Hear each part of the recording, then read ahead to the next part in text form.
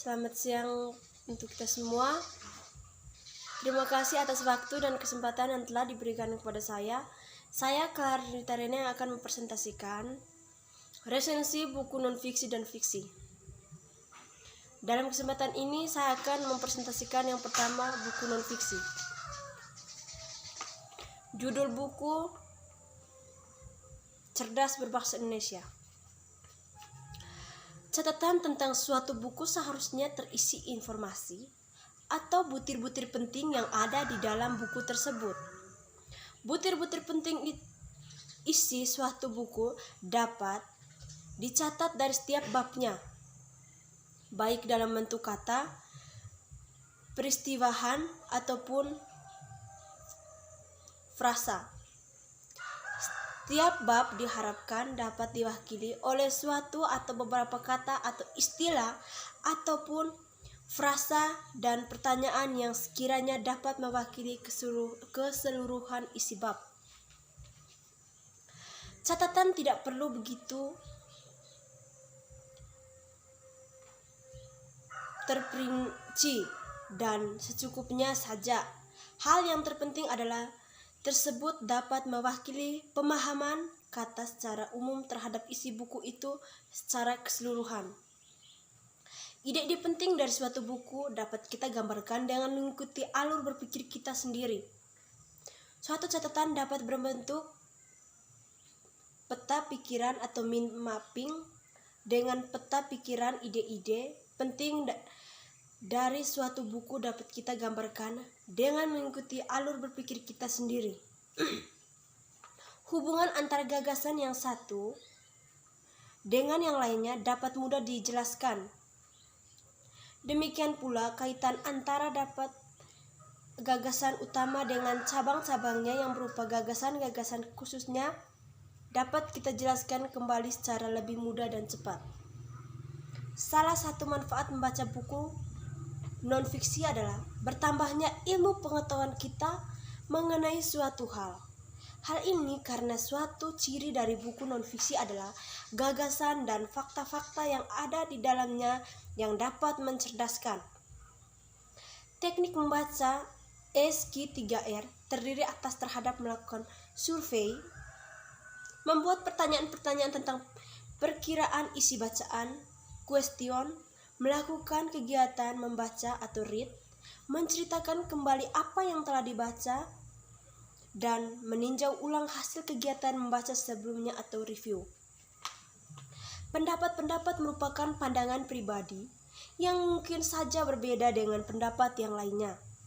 Meskipun bersifat pribadi, pendapat-pendapat itu disertai fakta maupun alasan-alasan yang jelas sehingga orang lain meyakini kebenaran atau pendapat-pendapat kita tersebut. Simpulan penelitian meliputi masalah kerangka teoritis yang terungkap di dalamnya adalah hipotesis, metodologi penelitian, dan penemuan penelitian. Simpulan merupakan kajian terpadu dengan meletakkan berbagai unsur penelitian dalam perspektif yang menyeluruh. Langkah-langkah menulis karya ilmiah: yang pertama, menentukanlah topik atau masalah. Yang kedua, menyusun kerangka. Yang ketiga, pengumpulan teori dan data. Yang keempat, pengembangan kerangka berdasarkan teori atau data yang telah diperoleh.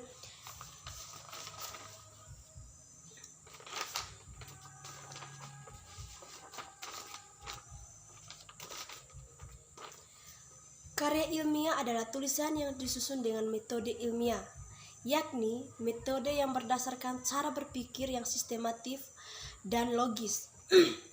Karya ilmiah menyajikan masalah-masalah yang objektif dan faktual.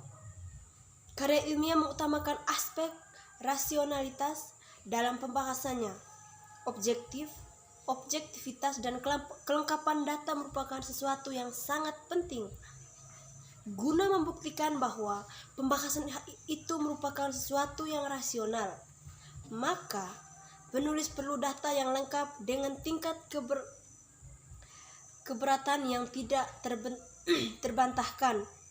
Ragam bahasa yang digunakan karya ilmiah harus lugas, makna yang terkandung dalam kata-katanya harus diungkapkan secara ekspresif guna mencegah timbulnya pemberian makna yang lain. Struktur karya ilmiah secara umum terdiri atas pendahuluan, bagian isi dan penutup. Kaidah bahasa dalam penulisan karya ilmiah harusnya menggunakan pemilihan kata yang tepat, seperti kata baku, kata bermakna lugas, dan menggunakan istilah yang tepat. Bagian pendahuluan karya ilmiah mencakup latar belakang masalah, perumusan masalah, tujuan penelitian, manfaat atau kegunaan penelitian, dan sering pula disertakan pencantuman definisi operasional dan sistematika penulisannya. Kerangka teoritas disebut juga kajian pustaka atau teori landasan yang mencakup kerangka pemikiran, dan metodologi adalah pengetahuan tentang metode-metode apapun ataupun uraian tentang suatu metode. Terima kasih.